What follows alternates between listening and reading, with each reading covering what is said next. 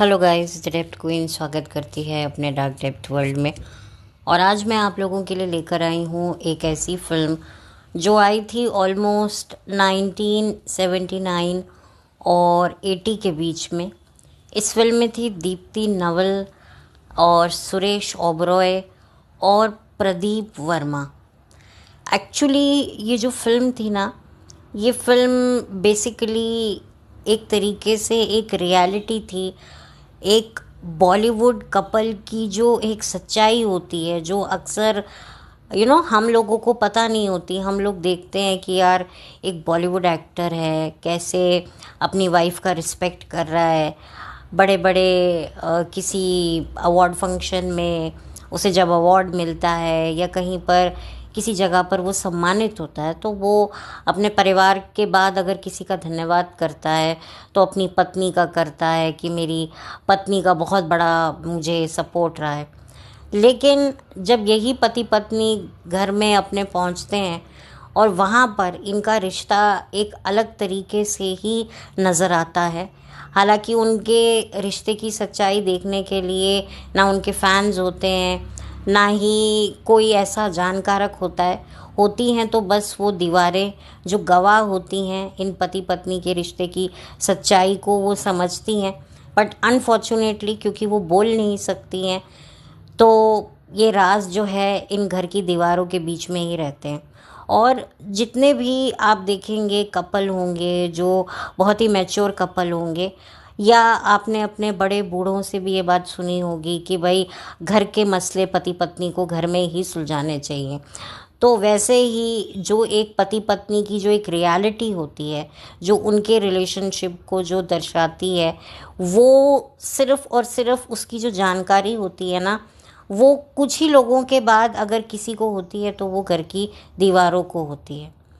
वो बात अलग है कि अब दीवारें हैं, वो बोल नहीं सकती हैं, तो कई बातें तो घर के परिवार को भी जो पता नहीं होती हैं वो घर की दीवारों को पता होती है।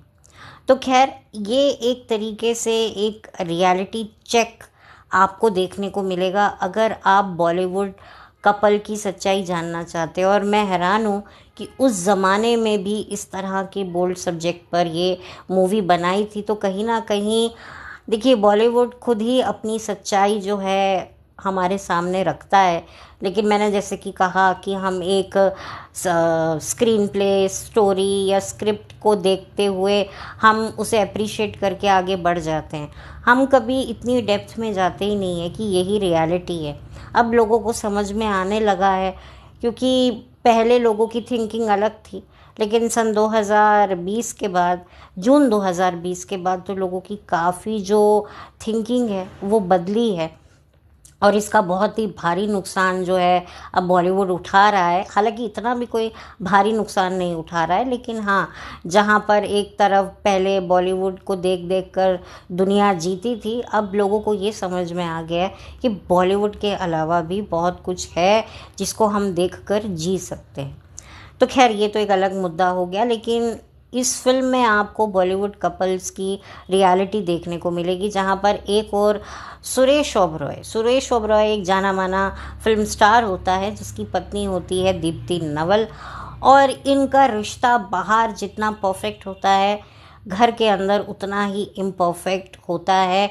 क्योंकि जो दीप्ति नवल है वो भली भांति इस बात से परिचित होती है कि मेरा जो पति है वो एक नंबर का अय्याश आदमी है, और मैं ना चाहते हुए भी जो है उसके साथ एक अलग सी ज़िंदगी जी रही हूँ। और कहीं ना कहीं वो मुझे चीट भी कर रहा है और मुझे ये दिख भी रहा है, तो भी मैं कुछ कर नहीं पा रही हूँ। और किस्मत का खेल देखिए कि उसकी ज़िंदगी में, दीप्ति नवल की ज़िंदगी में भी एक लड़का आता है जिससे वो प्यार कर बैठती है। शुरुआत में तो उसे गिल्ट होता है कि मैं एक रिश्ते में जो है दगा कर रही हूँ, लेकिन जब वो ये देखती है जब मेरा पति ही मेरे प्रति वफ़ादार नहीं है, तो मैं उसके प्रति वफ़ादारी क्यों निभाऊँ। और अंत में वो वही फ़ैसला करती है जो शायद उसे जो सही लगता है, और शायद हो सकता है आपको भी वो सही लगे। लेकिन खैर, वो जो फ़ैसला लेती है वो फ़ैसला यही होता है कि वो अपने उस दिल की सुनती है, जिसकी दिल को वो जो है दिल के दर्द को वो कई सालों से छुपाती हुई आ रही है। क्योंकि किसी भी औरत के लिए, किसी भी पत्नी के लिए ये देखना जो है वो आसान नहीं होता है कि उसका पति जो है वो कहीं और रंगरलियां मना रहा है।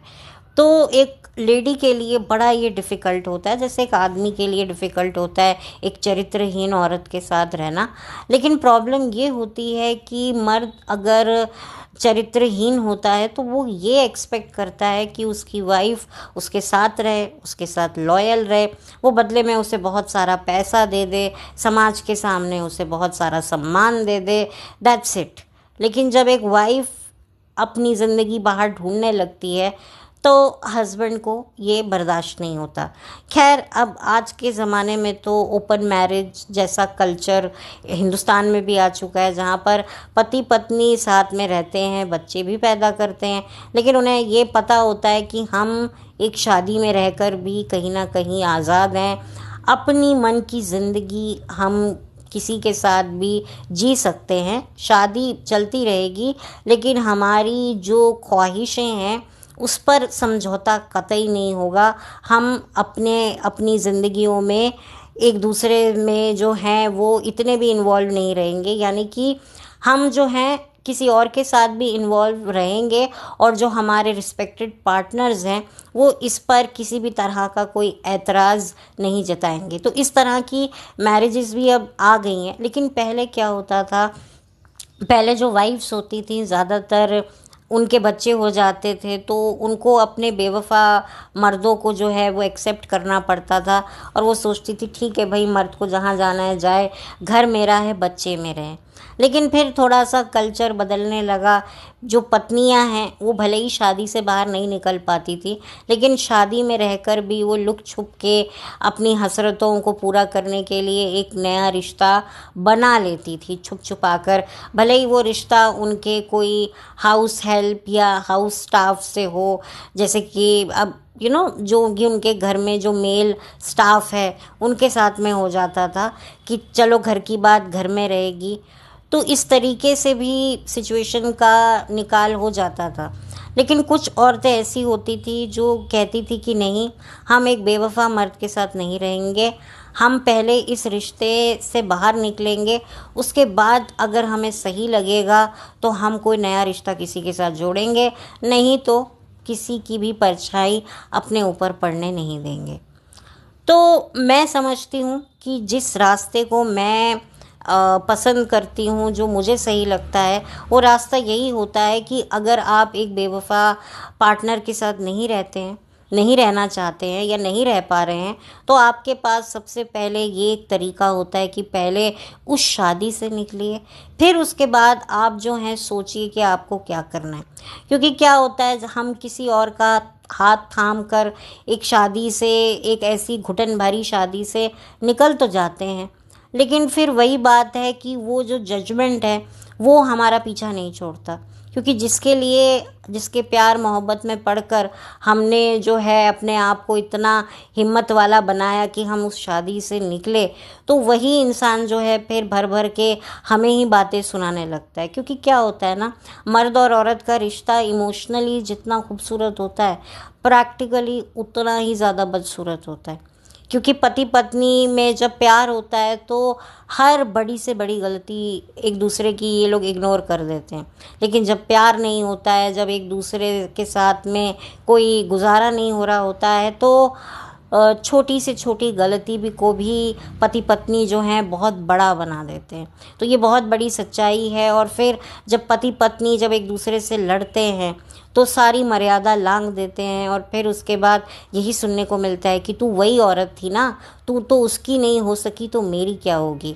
आप सोचिए कि कितनी ज़्यादा बेइज्जती वाली बातें ये लगती हैं कि भाई मैंने तेरे लिए जो है, मैं चाहती तो ठीक है, मुझे किस बात की कमी थी, जैसे तैसे मैं करके गुजारा कर रही थी, लेकिन तुझसे मैंने प्यार किया, तेरे लिए मैंने सारी दुनिया से बातें सुनकर मैं आई, और अब तू ही मुझे ये बातें सुना रहा है कि तू तो वही है ना, तूने तो अपने पति की नहीं हो सकी। तो ये बड़ा बुरा लगता है। तो बेटर है कि शादी में रहकर चीट मत करो। हाँ, आप पहले शादी से बाहर निकलो, उसके बाद खुद को वक्त दो। तो आप कोई काम कर सकते हो। अदरवाइज़ क्या होता है कि वो जो जजमेंट होता है ना, वो हमेशा आपके साथ रहता है, और उस जजमेंट को जो है एक कलंक की तरह आपके माथे लग जाता है, जिसको आप मिटाते रह जाते हो, लेकिन आपका माथा लाल हो जाता है, माथा सूज जाता है, पर वो कलंक नहीं मिटता है। आप भले ही चीटिंग करो, अपने दूसरे पार्टनर के साथ नहीं करो, लेकिन उसके बावजूद भी आपको कहीं ना कहीं साबित ज़िंदगी भर करना पड़ता है कि नहीं भाई, मैं तेरे प्रति वफ़ादार हूँ। आई होप आप मेरा पॉइंट ऑफ व्यू समझ गए होंगे। लेकिन खैर, ये फ़िल्म थी, इसमें जैसा जिसको सही लगा, क्योंकि उस वक्त इतनी डेप्थ लोगों में नहीं होती थी, या शायद सबको लगता था कि भाई नहीं, जो भी होगा देखा जाएगा। अब ये जो भी होगा देखा जाएगा, हर बार ये जो गुरु मंत्र है ना, ये काम नहीं आता है, क्योंकि जो भी होगा देखा जाएगा नहीं देखा जाता है। एक बार तो इंसान देख लेता है, बार बार ये नहीं देख सकता है कि भाई हर बार जो है ये क्यों होगा। एक बार फिर इस मूवी का जो नाम है, एक बार फिर, जी हाँ, अब मैं जो है, अब मैं जाके इस मूवी का नाम बता रही हूँ एज़ यूजुअल, क्योंकि मेरे साथ ये बहुत बड़ी विडंबना रहती है कि मैं कहानी बताने में दूसरी चीज़ों में इतनी घुस जाती हूँ कि जो जिसके बारे में मैं बात कर रही हूँ, अगेन मैं उसका नाम लेना भूल गई हूँ। तो अगेन इसका जो फिल्म का जो टाइटल है, उसका नाम ही है एक बार फिर। If I am not wrong कि मैं गलत बोल रही हूँ, अगर मैं कुछ गलत बोल रही होंगी तो मैं कमेंट सेक्शन में जो है वो करेक्ट कर दूँगी, क्योंकि मैं इतनी ज़्यादा इस स्टोरी को बताने में इन्वॉल्व हो गई हूँ कि मुझे अब ये थोड़ा सा संदेह हो रहा है कि जो मैं आप लोगों को बता रही हूँ टाइटल, वो सही भी है या नहीं है। अब इसे आप मेरी बेवकूफ़ी समझिए, या मेरा अपने काम के प्रति कुछ ज़्यादा ही पैशन समझिए, या जल्दबाजी समझिए, आप कुछ भी समझ सकते हैं, आपको पूरा राइट है, क्योंकि आप सब्सक्राइबर हैं मेरे, आप मुझे सुनते हैं। तो ये एक बार जो ये फिर नाम की जो ये मूवी है, ये आपको यूट्यूब पर अवेलेबल होगी। मैं अपनी तरफ से तो देखिए बेस्ट प्रिंट आपको प्रोवाइड करूँगी, उसका लिंक दूँगी। जिन्होंने भी HD प्रिंट कहकर, मतलब लिख कर इसको अपलोड किया है, तो मैं अपलोड कर दूँगी। लेकिन ये फ़िल्म बेसिकली, इस फिल्म में जो है सैयद जाफ़री भी हैं। सैयद जाफ़री एक ब्रिटिश इंडियन एक्टर हैं, जिन्होंने हिंदी फिल्मों में भी काफ़ी काम किया। अगर इनके काम को मैं याद करूं तो इसके अलावा मासूम फिल्म जो आई थी, लकड़ी की काठी, काठी पे घोड़ा, उसमें नसीरुद्दीन शाह के दोस्त का उन्होंने किरदार निभाया था, तो उनका भी किरदार इस फिल्म में है। बेसिकली ये एक बोल्ड फिल्म है, जिसको इंग्लैंड में शूट किया गया था। एक तरीके से इस फिल्म की जो शूटिंग है वो इंग्लैंड में हो रखी है उस वक्त। इतने, मतलब आप सोच सकते हैं कि काफ़ी ज़्यादा इस मूवी को बड़े ही उससे बनाया गया है। और इस फिल्म का डायरेक्शन किया था विनय पांडे ने, आई थिंक सो। अगर मैं गलत नाम ले रही हूँ तो प्लीज़ मुझे माफ़ कीजिएगा, मैं कमेंट सेक्शन में नाम करेक्ट कर दूँगी अगर मुझे पता चला कि मैं गलत नाम ले रही हूँ। एक्चुअली मेरे पास क्या होता है ना, समय बहुत कम होता है। मुझे जितना भी समय मिलता है, मुझे लगता है कि चलो मैं इस मूवी का रिव्यू कर दूँ, तो थोड़ी बहुत चूक हो जाती है। उसके लिए प्लीज़ मैं शर्मिंदा हूँ, और पूरी कोशिश करती हूँ कि मैं जो हूँ ऐसी सिली मिस्टेक्स ना करूँ, बट क्या करूँ, गलती हो जाती है, इंसान हूँ, तो प्लीज़ मुझे माफ़ कीजिएगा।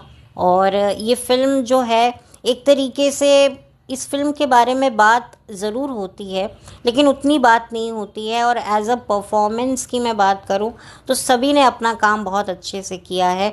दीप्ति नवल जी के बारे में मैं क्या कहूं, वो तो मल्टी टैलेंटेड हैं।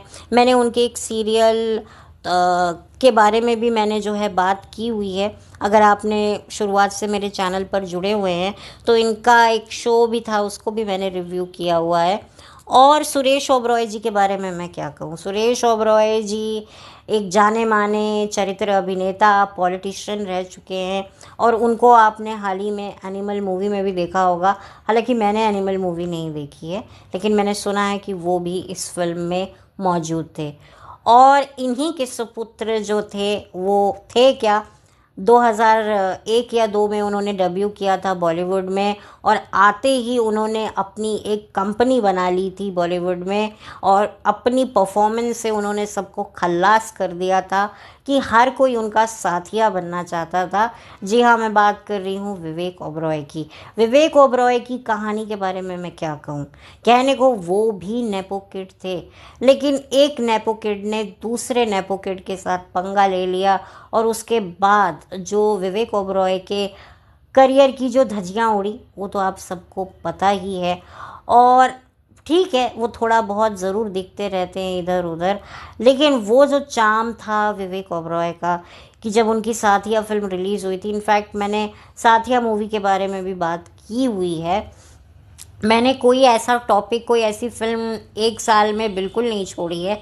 वो बात अलग है कि खैर अगर आपको इंटरेस्ट हो तो आप साथिया मूवी का भी रिव्यू ज़रूर सुनिएगा अगर आपको इंटरेस्ट होगा।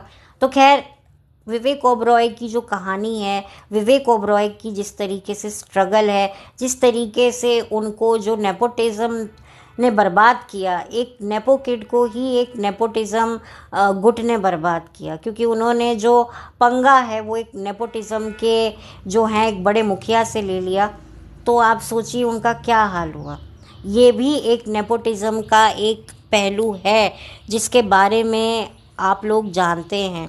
और मैं दाद दूंगी विवेक ओबरॉय की, जिन्होंने इतना सब कुछ हैंडल किया। बिल्कुल ये मानना पड़ेगा कि उन्होंने इतनी ज़्यादा ज़िल्लत जो बॉलीवुड में एक वक्त पे सही थी, उसको अगर कोई और सहता तो पता नहीं क्या हाल करता।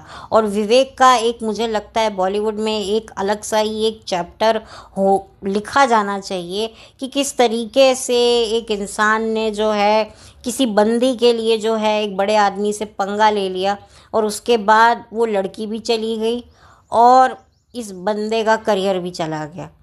खैर वो एक बात ज़रूर है, लेकिन जितना भी करियर विवेक ओबरॉय का रहा काफ़ी अच्छा रहा, काफ़ी यादगार रहा। भाई बंदे को काम तो आता था, मतलब एक नेपोटिज्म को हम भले ही क्रिटिसाइज़ करते हैं, लेकिन नेपो किड के कुछ ऐसे प्रोडक्ट रहे हैं जो वाकई, जिन्होंने मेहनत करी, जिन्होंने अच्छे रोल किए। और विवेक ओबरॉय की जिस तरीके से शानदार बॉलीवुड में एंट्री हुई थी कंपनी नाम की फ़िल्म से, वो वाकई काबिल तारीफ़ थी कि वाकई इस बंदे ने काम तो किया है। और वाकई उस टाइम पर विवेक की एक अपनी एक फ़ैन फॉलोइंग थी और विवेक को काफ़ी ज़्यादा लोग जो हैं वो पसंद करते थे, और ये उम्मीद की जा रही थी कि उनका जो करियर है वो आने वाले वक्त में बहुत आगे जाएगा। लेकिन वही बात है, किसकी ज़िंदगी में क्या मोड़ आने वाला है वो तो बस वो खुदा, वो परमात्मा ही जानता है। तो कहते हैं ना, लोग जाते हैं एस्ट्रोलॉजर के पास, टैरो कार्ड रीडर के पास, उसके पास, इसके पास, लेकिन एक्चुअल में जिसको आपका एग्जैक्टली भविष्य पता है वो तो वो ऊपर वाला ही है। मैं हमेशा ये बात कहती हूँ कि खुदा से बढ़कर या भगवान से बढ़कर, ईश्वर से बढ़कर, अल्लाह से बढ़कर कोई भविष्य देखने वाला, एग्जैक्ट देखने वाला कोई नहीं होता है। लेकिन लोग क्या है, भूल जाते हैं। लोगों को लगता है कि नहीं यार हमें बताओ। बहुत से लोग विचलित हो जाते हैं, कर्मों का फोर्स आता है, इतने डर जाते हैं। अभी हाल ही में जो दुर्घटना हुई, विमान दुर्घटना हुई, मैं सच में वही सोचती हूँ कि इनमें से कोई ना कोई तो कभी ना कभी किसी ज्योतिषी के पास गया होगा और डेफिनेटली उसने भी नहीं बताया होगा कि भैया तेरी ज़िंदगी का तो बहुत बड़ा अब मैं क्या बोलूँ, मतलब कोई भी प्रेडिक्ट नहीं कर सकता। ये बात है। आप प्रत्यूषा बैनर्जी का भी केस देखिए ना, खुद पंडित ने बिग बॉस में बोला कि तेरा भविष्य तो बड़ा ये होगा, तेरा वो होगा, तेरी शादी होगी, तेरा ये पति होगा, ये होगा। और आप देखिए कि कुछ ही सालों के बाद प्रत्यूषा बैनर्जी भी ये दुनिया छोड़ के चली जाती है।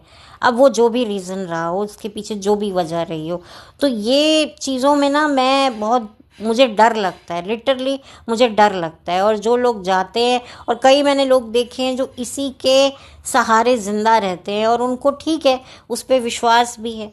पर खैर ये तो अब थोड़ा आउट ऑफ टॉपिक मामला जा रहा है, लेकिन मैं आपको एक रियलिटी बता रही हूँ कि वाकई आप देखेंगे कि बॉलीवुड में भी जितने भी ये लोग हैं ये कितने ज़्यादा सुपरस्टिशियस होते हैं। कहने को इतने अपने आप को मॉडर्न ये लोग दिखाते हैं, मॉडर्न सोच की बताते हैं, बट मुझे लगता है इससे ज़्यादा मॉडर्न तो हम आम लोग हैं। ये तो हमसे ज़्यादा ये लोग नैरो माइंडेड होते हैं, क्योंकि इनको रियलिटी पता होती है। बहुत कुछ ये लोग समझते हैं, जानते हैं। खैर अब वो टॉपिक को मैं इधर उधर नहीं भटकाऊंगी।